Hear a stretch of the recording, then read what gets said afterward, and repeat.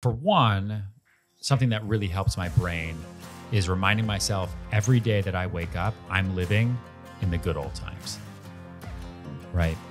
Like you look back 10 years, you're like, man, those are the good old days. That's right. But 10 years ago, man, you were stressed out, right? It was 2013. It was like coming out of the Great Recession. I don't know what's going on. Like, are things good? Are they still bad? You're always stressed every day. You're always anxious. So every day I wake up, today's the good old days. You're listening to Cannonball Mindset, a podcast dedicated to helping people achieve the most out of their personal and professional lives. The Cannonball Mindset challenges you to step out of your comfort zone and lean into the possibility of having a life of abundance. Disruptors, innovators, and groundbreakers are all welcome. Let's get into the show.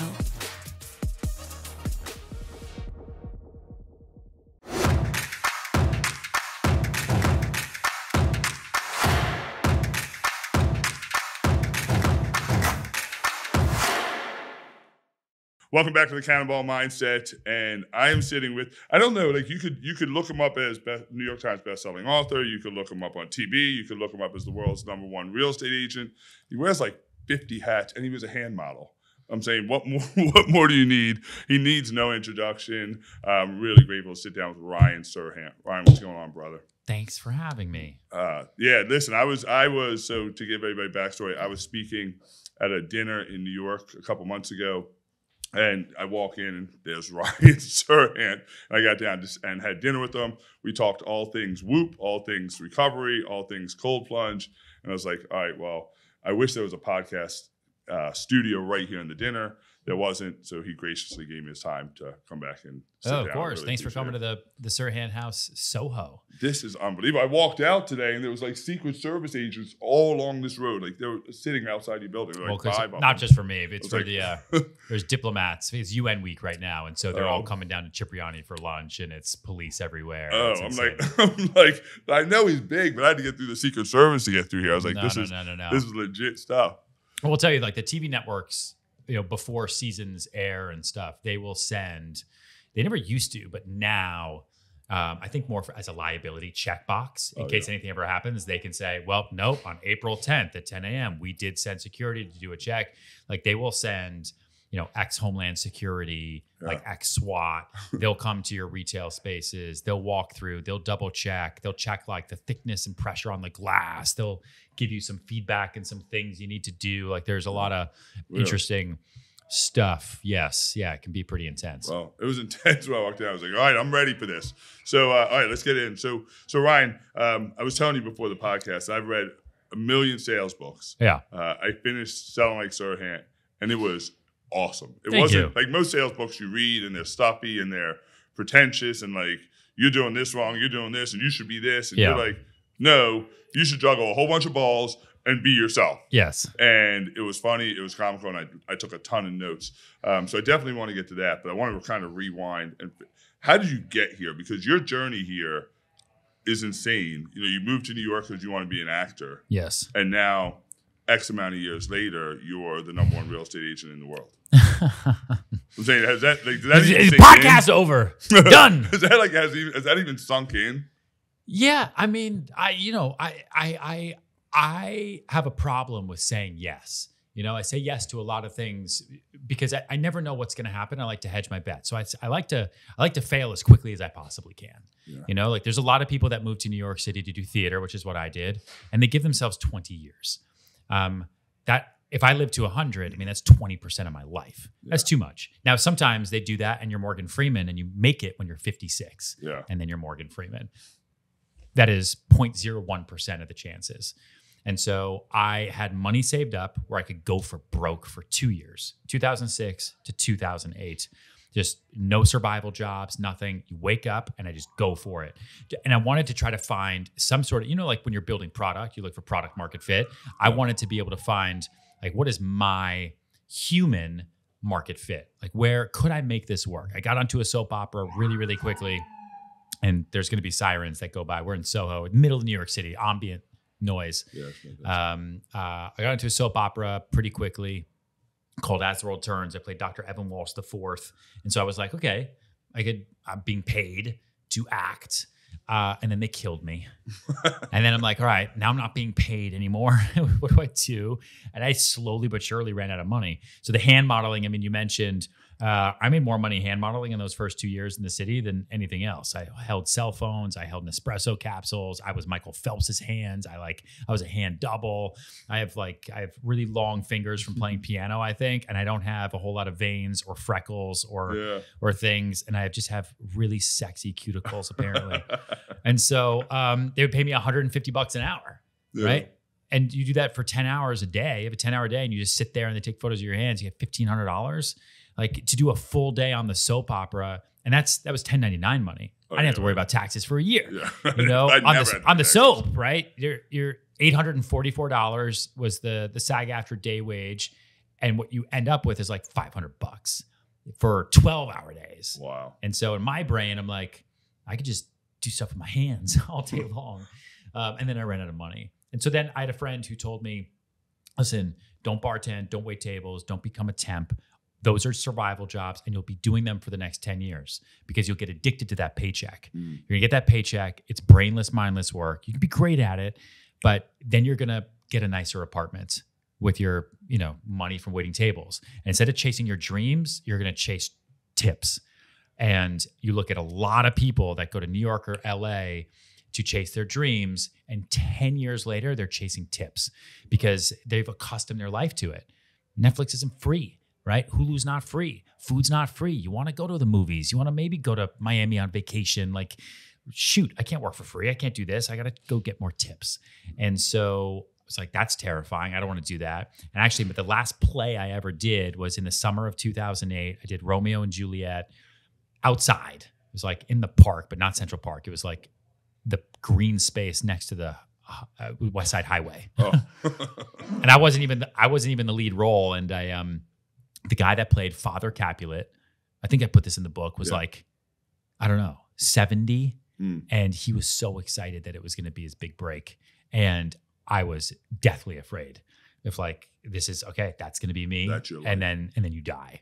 And so I got my real estate license because, the lie that you get told is you can make your own schedule because you have no boss, which is kind of true. Like I'm doing a podcast with you right now in the middle of the day. I don't answer to anybody, right. But if you actually want to do business and make money, everyone is your boss.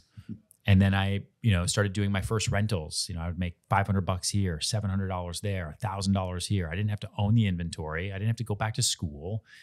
It was just all the acting skills that I had worked on for 20 years, plus minus, were actually sales skills.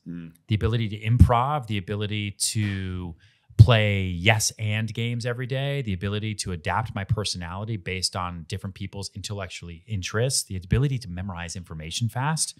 So I could memorize everything I needed to know about an entire neighborhood in 5 minutes and then completely dump it out of my brain later because that's what we would do on the soap and in plays, and I just became addicted to the game that is sales.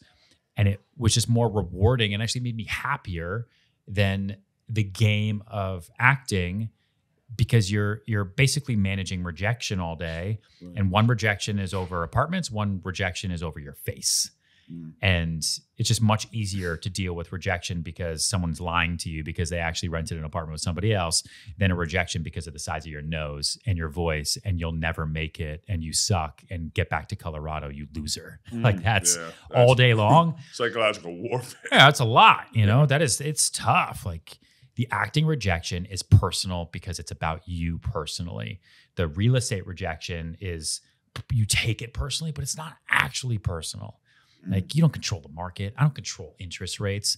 And I think a big part of my success, especially those first couple of years, because 90% of the business churns every 24 months, right? Especially in the sales side. For me, and they do that because they can't make a living. And they can't handle the rejection. A 9 to 5 is just easier. They'd rather have less reward for less risk. And I didn't have any income before. I didn't have any money. I wasn't being paid a salary. So I was fine not making money until I succeeded because that's what I was used to. And I was fine with the rejection. I mean, it still sucks, but there's 8 billion people in the world. I could sell real estate to at least 1 billion of them. I can't act for 1 billion of them, in person. Right. So that's kind of how it all started. And then I just became addicted to it. And I had my back up against a wall. I had no money, so I had to make money. Otherwise, I had to move home. That's what my parents were telling me to do. And I was just like, just give me one more day. Like, one more day, I'm going to figure this out. And then I would put my rent together and it'd be good. All I had to do that first year, because I got into the real estate business the day Lehman Brothers filed for bankruptcy in September 2008. And so all I had to do from September 2008 to September 2009 was make $2,000 a month. If I could make $2,000 a month, I could pay all my bills, right? Yeah. And that was it. I got into real estate in October of 2008. Yeah. And I thought it was the greatest thing in the world because I didn't know what I didn't know. My ignorance was my greatest superpower. Everybody else was like, this is the worst, everything. And I'm like, this is the greatest thing in the world. I'm like, you're paying me to sell houses? This is unbelievable. Yeah. But sometimes your ignorance is the best thing in the world. Ignorance is bliss. Oh, it's the greatest thing in the world. If I knew then what I know now, I probably would never have gotten into the pit with it's same thing with starting this company. Like, you're sitting in my building now in Soho. It's a 15,000 square foot building in the center of Soho. If I knew in 2020 when I started this company what I know now, and I told myself all that, would I have really taken a bite out of that pressure apple? I don't know. I don't know. Interesting. I'm saying there's so much there, and one of the things I'm curious about is you didn't just, one of the things you talk about in your book is most people try to juggle one ball. Like, just focus on one. Don't drop the one plate. Yeah. And you have a completely different philosophy. Yeah. You're like, no, juggle a lot of balls and like do it all. Yeah, yeah. Unpack that, because I found that that was my hook, because it was right in the beginning of the book. Yeah, that's my sales. It was like, this is the greatest shit I've ever heard in my entire life, because it's not what you ever hear from anybody. Yeah, my sales game theory came from acting, because when you're in New York City and you're trying to be an actor, you submit yourself for 100 roles a day and you try to go to as many auditions as you possibly can. You don't focus just on the one. I'm going to go figure out how to do this. I'm going to grow my hair out. I'm going to put on 10 pounds. I'm going to audition. And by the time you do that, they've already cast somebody else whose dad invested in the movie. And so it's not going to happen anyway. The offer you're going to get, the part you're going to get, is going to be the one you didn't even want. And that's how it works. And so I knew that, and it was drilled into my brain trying to be an actor. And so when it came to sales, just like in A Beautiful Mind, John Nash, it's like, if everyone focuses on the blonde, no one's going to get the blonde. If everyone focuses on all her friends, everyone's going to get a friend. And the only one that loses out is the blonde, which doesn't affect us. Right. And so for me, it was, how do I keep as many balls in the air as possible? And so the book, actually, when I wrote it and wrote the treatment, the title was called Balls Up, because the whole book was about keeping as many balls in the air as possible. This was before Me Too. And then I sell the book. It was like this wild bidding thing. It was totally crazy. And then as we're going through it, the publisher calls up. We have a meeting in the office, and they sit me down, and they're all stressed and nervous, thinking I'm going to have an issue with it. And they're like, we need to talk to you about the title. We don't think we can put out a book called Balls Up. Yeah. Right. Like, what are you talking about? It's balls. I'm not talking about balls. I'm talking about balls, right? Up. And they're going to go up. And we have to catch them all. And the ones that drop, as long as you're catching more than you're dropping, then that's how you move forward as a salesperson. They're like, I don't think, we're just going to give you a hard no on that. So then we came up with, we took Bend It Like Beckham and turned it into Sell It Like Serhant. Yeah. And then it became the TV show on Bravo. And then it became the education business. So, so do you think all of that, so now you look back and television show, New York Times bestseller, you're now on your third book now. Yeah, we announced it yesterday. Just announced yesterday. Yeah. Great announcement, by the way. Great, the briefcase, everything fantastic. Thank the studios team. Fantastic. So of all those hats you wear, all those roles you play, do you think that you're successful in all of them because they all lend to each other? I'm saying, the idea like you're this wildly successful real estate agent is because of all your acting career, all your acting, like it all blended together, all came together. The universe just said, all right, we're taking all the pieces of this guy, and it all just comes together. The easy way to think about it is I realized that sales was my oak tree. Yeah. And off of that trunk can come branches. The first branch is real estate sales, and it's the biggest branch I have for now. Yeah. Okay, so it's healthy. It's a big branch, and from that comes other things. They come personal sales, resales, buy side, sell side, new development, new construction, consulting, international, so on and so forth. From that comes education. It's another branch. It's a big branch, not as big as the brokerage branch, but it's a big branch, and it comes off of sales. It's a real estate sales training that turned into democratizing sales training for all, direct to consumer and B2B. And then the other branch we have is then production. So digital real estate production studio that does for our agents, but also for developers, buy side, sell side, everything, basically building out our own media network, which is HGTV for Gen Z. So that's a different branch. And then the fourth branch is then Ryan. Right. So it's then the Ryan branch of the books, the podcasts, the TV shows, the speaking, the licensing, the endorsements, all that. But it's around that like, what is the tree trunk? Otherwise, and I see this happen to a lot of people, like, you become a moth. One thing works and you're like, oh, I did that well. I'm going to go sell toasters now. And then I'm going to go do athletic wear. And then I'm going to go over here and develop houses in Tennessee because that guy's doing it. And then basically you spread yourself too thin, and instead of being successful in one spot because there's riches and niches, you just light your forest on fire. Yeah. And I don't want to do that. Yeah. What your books, your podcast, your media, all that stuff also has a overlaying message of personal growth. Mm-hmm. What's your idea on personal growth? How should people dive into it? How do you dive into it? How you keep evolving to version 2.0, version 3.0 to stay relevant? Well, for one, something that really helps my brain is reminding myself every day that I wake up, I'm living in the good old times, right? Like you look back 10 years, you're like, man, those are the good old days. That's right. But 10 years ago, man, you were stressed out, right? It was 2013. It was like coming out of the Great Recession. I don't know what's going on. Like, are things good? Are they still bad? You're always stressed every day. You're always anxious. So every day I wake up, today is the good old days, because I will wish in 10 years from now that I could feel like I do today, and look like I do today and act like I do today. And so that one is a good mindset helper. It's worked for me. Hope maybe it could work for somebody else. And then as I think about personal growth, I just sort of always imagine myself in a river of success. And I just know that if I do the work's going to take care of me. So if I paddle, the paddling is going to take care of me. I'm going to move down that river. And I don't know, maybe my legacy, maybe my major success, maybe my huge windfall, whatever it might be, is right around that corner right there. Or maybe it's not. Maybe it's fucking 10 miles down, or maybe it's 1,000 miles down. But I know that if I keep paddling and I don't get off the boat, as long as I don't get out of the boat, as long as I don't pull over and get off the embankment the way everybody else is, that the paddling is going to take me to the open ocean. And I just have to keep paddling. Do you suffer from, you look around with all this success, you're in this beautiful building in the greatest city in the country, in the world, you have all this success. Do you suffer from imposter syndrome? Do you suffer from this idea, like at any point it could just be taken away from you? Because people see a side of you. People see this outgoing, successful, charismatic, good-looking guy, right?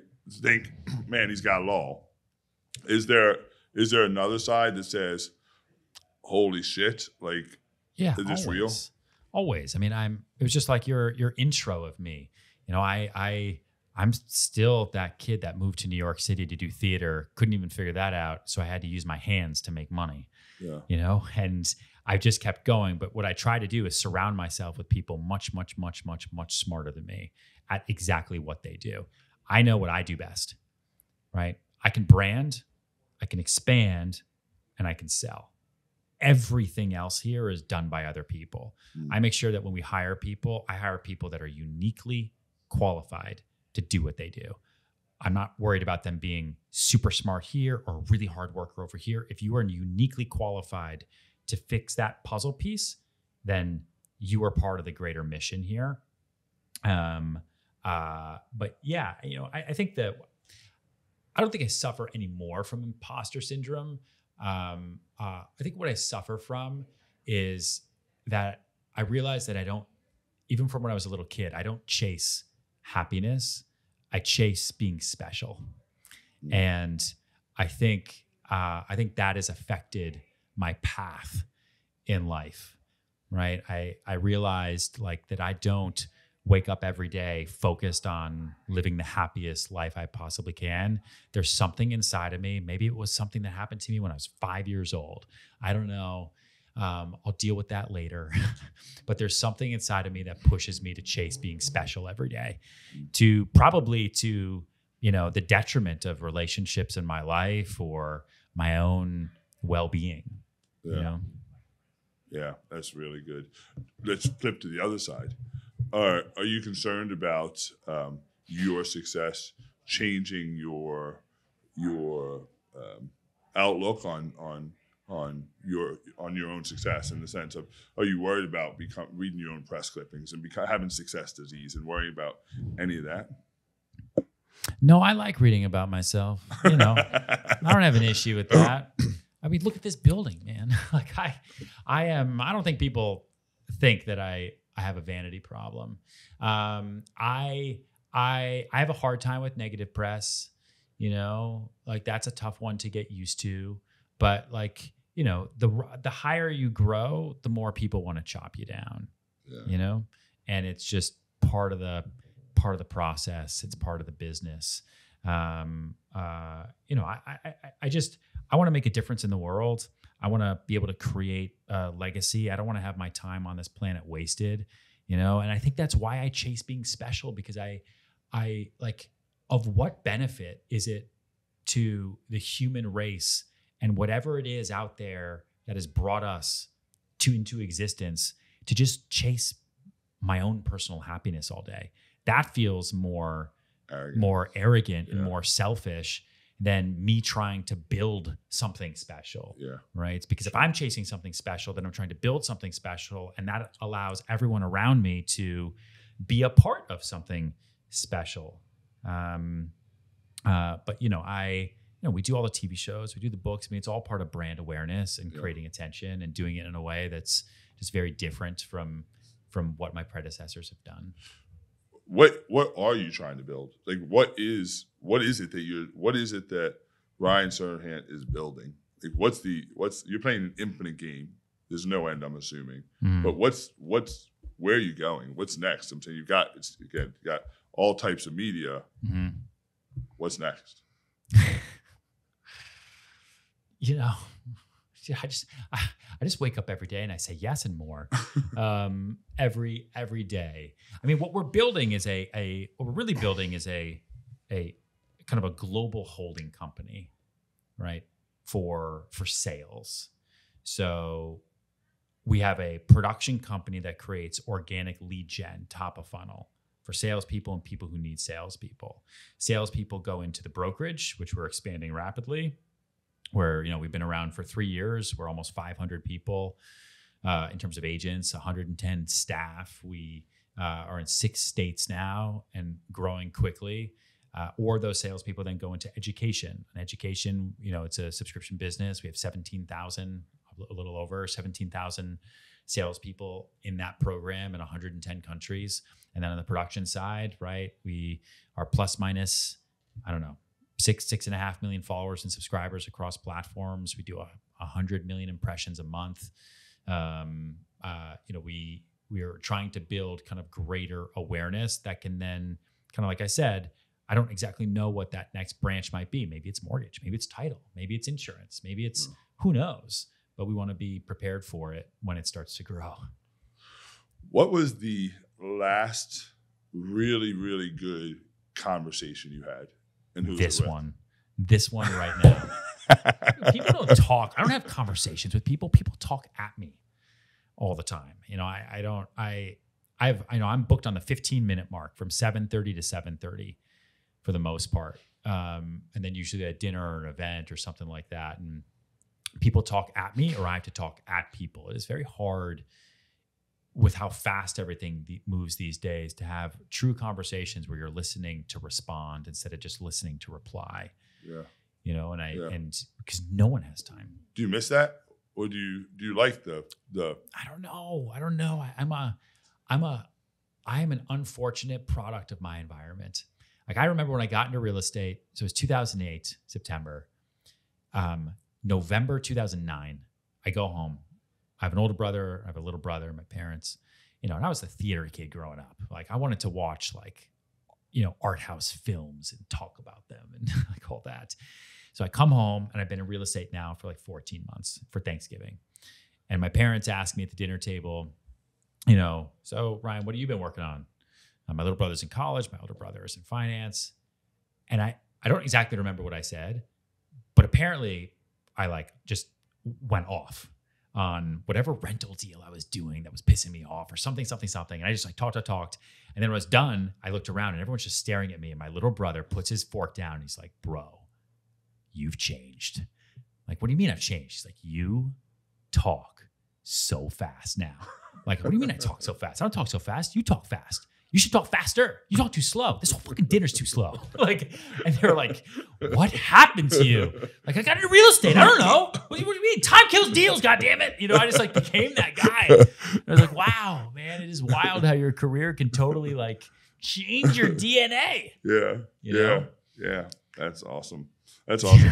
We have a lot of mutual friends, and when I was can I play you something? Yeah. He's gonna totally. You can decide whether you ever want to play this or not. Yeah. This is my little brother leaving me a voice message this morning. Hold on. I'll make sure the mic picks it up.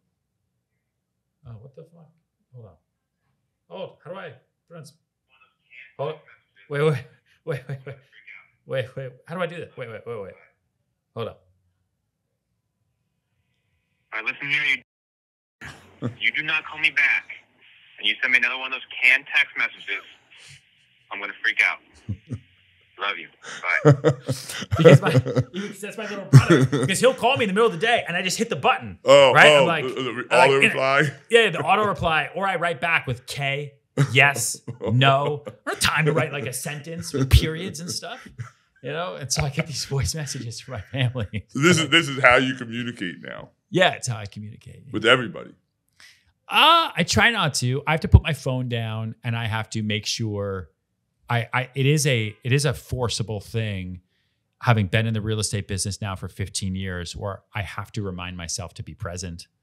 Yeah. I have to remind myself to be there, because at any given point in time, there's, 400 emails, 30 mixed text messages, a flood of DMs I got to look at, or the team's looking at, deals that I need to be following up on. It is nonstop. And it's not even just about chasing income for me. It's my fiduciary to the clients that have chosen to work with me, where I've got Ron on 61st Street, who wanted 16 million for his house, but I got him 14 and he only agreed to do it if I can get the deal done in 5 days or less. And so am I really, if he's calling and stressed out, am I really going to say, hey, Ron, I'm not available after 6 p.m.? Yeah. I got 5 days. And I've been working on that for 9 months, and there's no commission if that thing doesn't close. You're a nonprofit organization. Yeah. I work for free. I work for free until I don't. Right. And that's what people don't understand. And they're like, oh, commissions are too high. Like the average real estate agent in the United States makes $27,000 a year. Yeah. There was a recent study done that said on the 30,000 real estate agents have left the industry this year already in the first 8 months or 7 months of the year. Oh yeah, I mean that number seems drastically low. Does that concern you, or the people the COVID agents, the real agents? Yeah, the agents that got into the business during COVID, because you can get fully licensed online. We teach you how to sell online, and then the housing market was on fire, and so it was a good business to get into. Yeah. So a lot of that is going to get out now that if you do not know how to sell a home in a 7% interest rate environment and you can't pivot, you cannot survive right now. Agreed. Right? If you do not have a good book of business that you can build on top of, if you don't know how to network and how to follow up, if you don't have the true systems and processes in place to build your career and to adapt to the market, then you just can't survive in this business.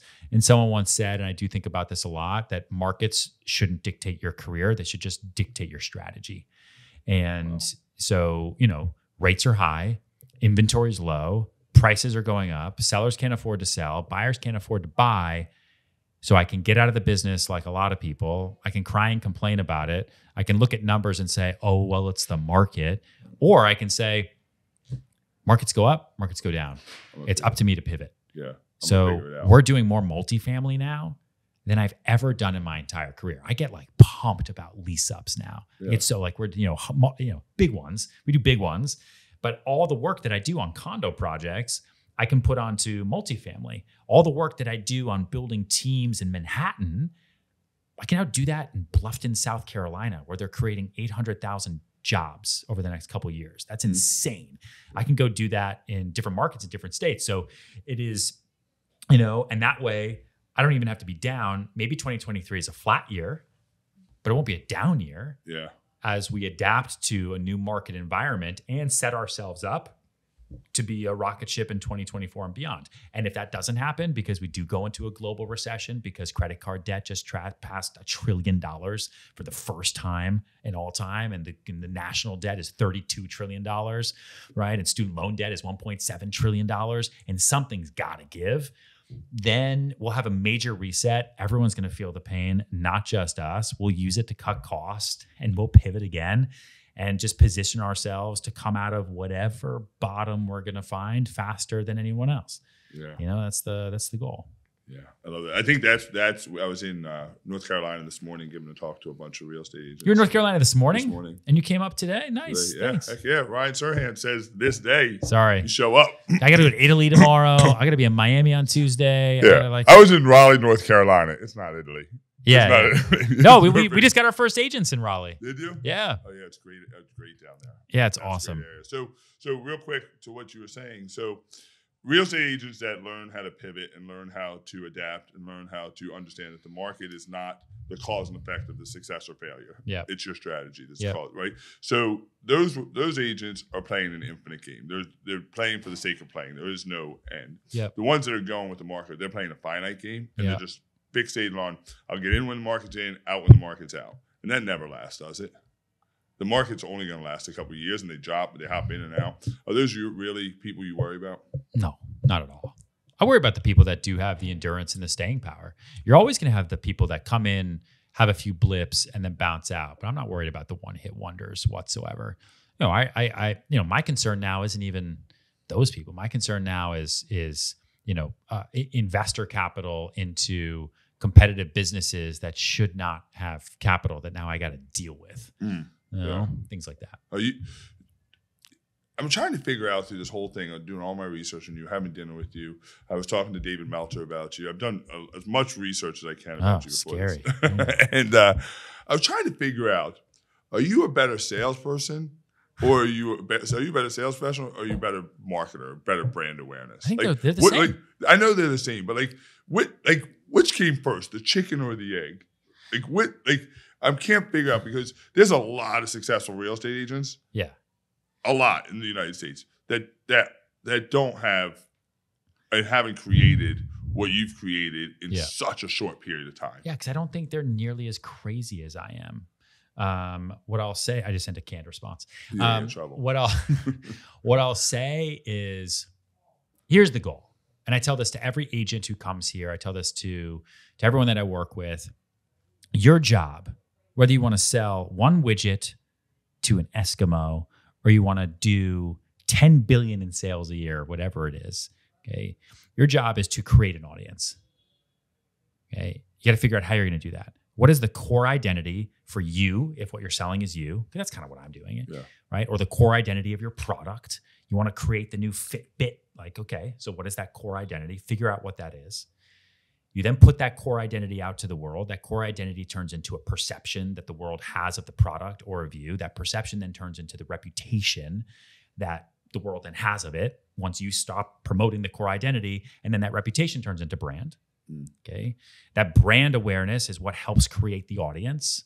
The audience then turns into a community. And then how do you take that community and turn it into a consumer? So as we all play this content to commerce game now, whether you like it or not, we're all in it. We're all media companies in some way, shape, or form.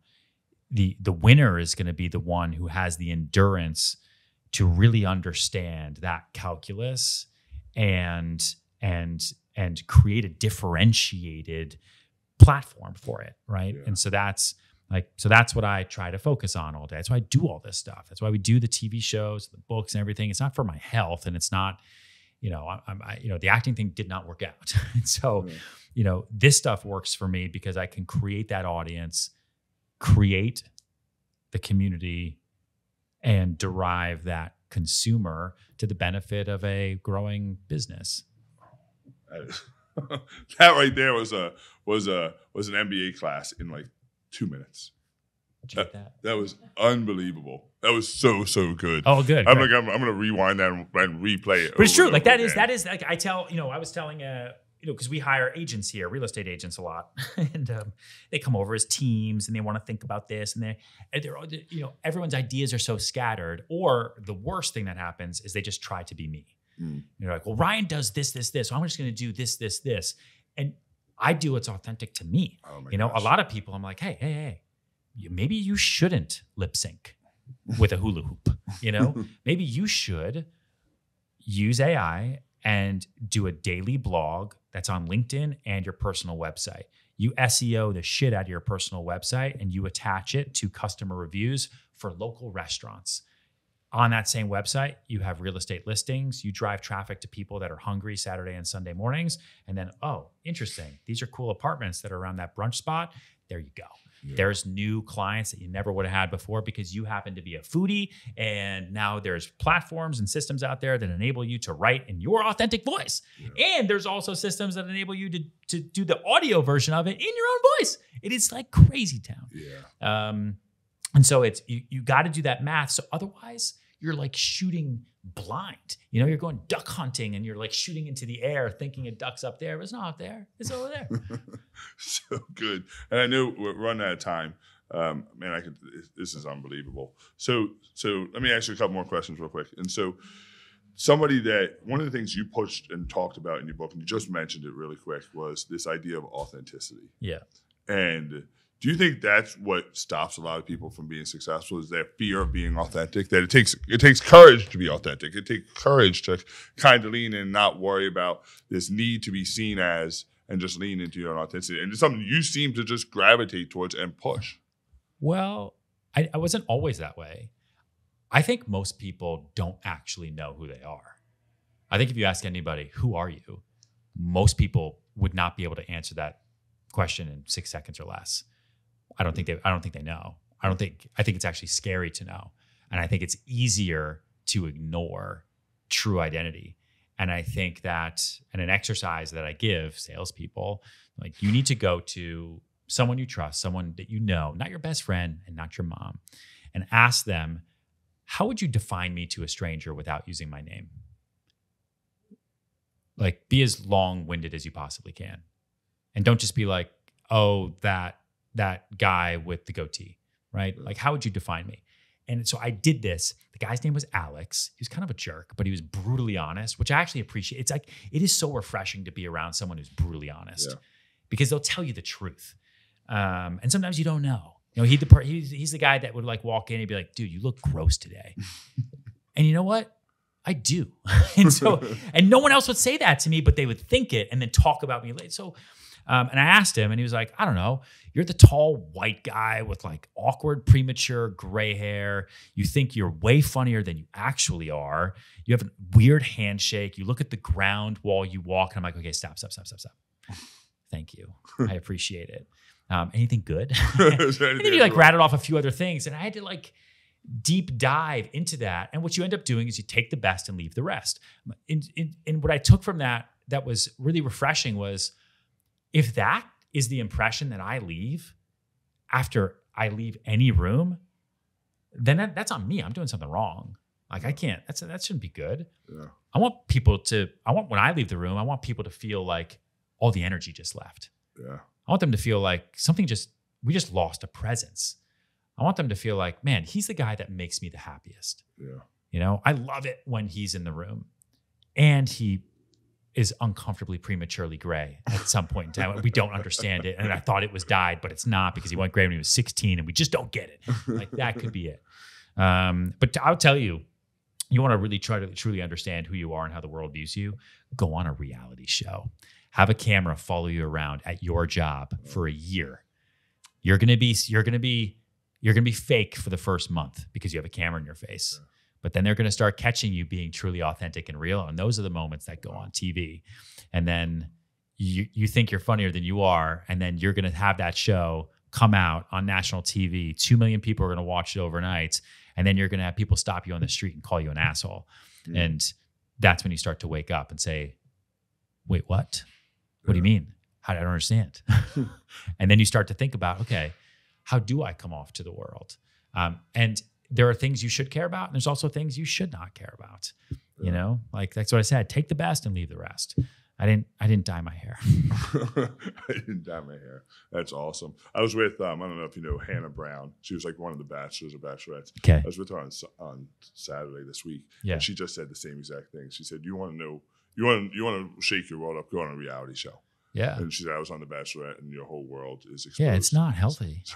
Then you really find out. That's real courage. Yeah, I mean, that's why they have like mental health people on call at all times, because the internet, you know, can be very truthful, but they can also be very mean. Like there are like certain things that you should not care about, like physical appearance, all that stuff. But there are some times when you're like, oh, I thought I was being honest. I guess I was being too blunt. I guess I was being short. I guess I wasn't giving that person the time. But you don't know, and it kind of affects the way you actually do look and listen. And it's like what they say. What's that meme? Like if people in your group chat aren't talking about someone else, then you're the one they're talking about. Oh, yeah. That's right. That's right.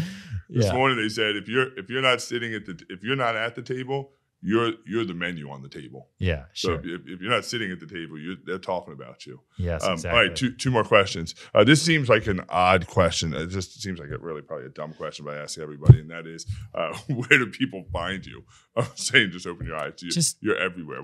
Where should people follow you? What should people, besides getting the books, and I'm telling you, I have not read your new book. Just announced yesterday. Well, we announced it yesterday. It comes out in January, so you got some time. Pre-order. What is it? It's called Brand It Like Serhant. But otherwise, my name is Ryan Serhant, Serhant, T like Thomas. Instagram, Twitter, Facebook, Twitter X, I don't know, TikTok, everywhere. RyanSerhant.com. The brokerage is Serhant.com. Education is sellitLikeSerhant.com. You can Google up Storm. So can I ask you, there's a lot of buzz, a lot of rumors going around about something with Netflix. Can I ask you about that? No. No. Okay. No comment. Fantastic. All right. Last question. First of all, thanks for coming on. No problem. We've interviewed a lot of amazing people, but I think this is probably the best interview you've ever done. I think this might be your award-winning interview. It is the award-winning interview for sure. One of the things we believe is your energy never lies. Oh, you got it. And your energy is palpable. I like it. Cannonball, your energy never lies. Well, thanks, man. Thanks so much for having me. I really appreciate you. Last question. Yes. Last question.